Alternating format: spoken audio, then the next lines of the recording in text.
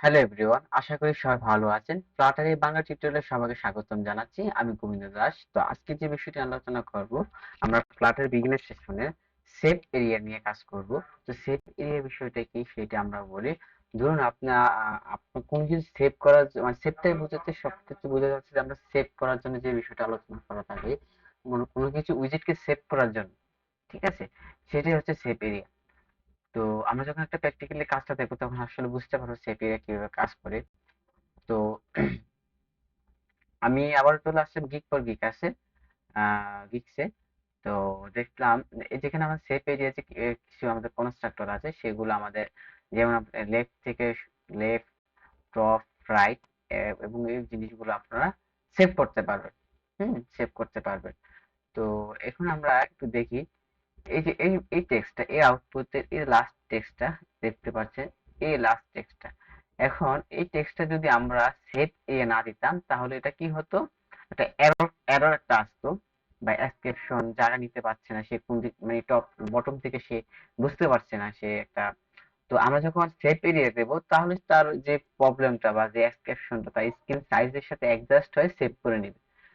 আশা করি সবাই বুঝতে পারছেন। তাহলে আপনি দেখুন আমাদের সেই কোডিংটা বা আমাদের কোডিংটা কি বলা আছে।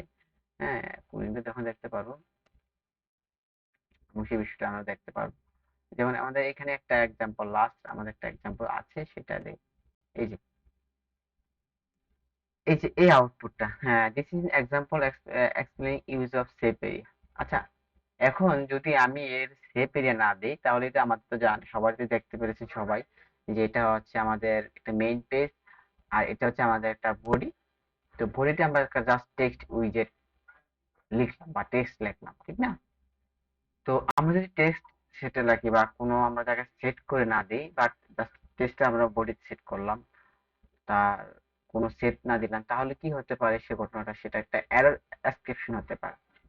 তো এইরকম এরর হ্যান্ডেল করার জন্য যদি আপনাদের কখনো এরকম প্রবলেম হয় তখন অবশ্যই আপনার প্রতিটা কোড বা প্রতিটা ডিজাইনের সেভ এরিয়ার মধ্যে করে নেওয়াটাই সবচেয়ে বড় উত্তম গুড প্র্যাকটিস আর কি।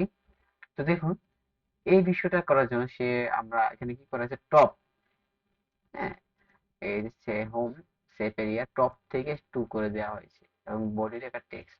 ওকে, টপ 2 দেখা হচ্ছে, এটা টপ থেকে স্ক্রিনে 2 করা হচ্ছে, টপ থেকে যাতে এই বডিটা তার সেভ করে তার টেক্সট যাতে শো করে দেওয়া হয়। আশা করি সবাই বুঝতে পারছেন যে টপ থেকে কেন টপ থেকে। আর যদি আপনি কখনো এখান থেকে নেওয়া হয়, যদি টেক্সট বক্সটা যদি এখান থেকে নেওয়া হয় তাহলে আমাদের কি করতে হবে, বটম থেকে 2 দেওয়া হবে।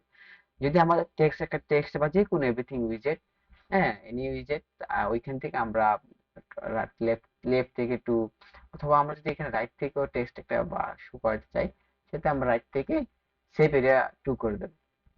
তো সেভ এরিয়া করার সুবিধা হচ্ছে, এটা সবচেয়ে আমাদের সব থেকে বড় বিষয়, এটা আমাদের অনেক ধরনের অনেক সময় প্রবলেম আসতে পারে, যে আমরা একটা টেক্সট উইজেট সেট করবো, সেটা আবার আমাদের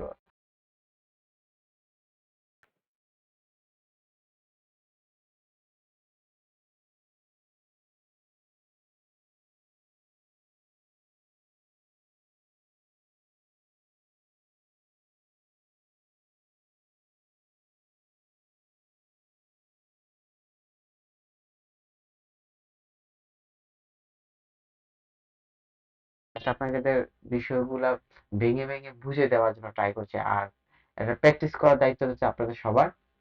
যত বেশি প্র্যাকটিস করবেন অত বেশি আপনাদের নিজেদের আয়ত্তে চলে আসবে, আশা করি, আমি এটা বিলিভ করি। হ্যাঁ, এটা অবশ্যই আসবে। তো আপনারা যখন একটা বিষয় শিখবেন অবশ্যই কাউকে শিখাবেন, তখন আপনি আরো আরো বেশি আপনার নিজের মধ্যে সেই স্কিলটা তৈরি হয়ে যাবে। তো আশা করি আপনারা ভিডিওগুলো স্কিল মেনটেন করে দেখবেন, এবং অবশ্যই ভিডিওটি ভালো লাগে অবশ্যই লাইক কমেন্ট শেয়ার করে এবং চ্যানেলটি সাবস্ক্রাইব করে দেবেন। ধন্যবাদ সবাইকে। আসসালামু আলাইকুম।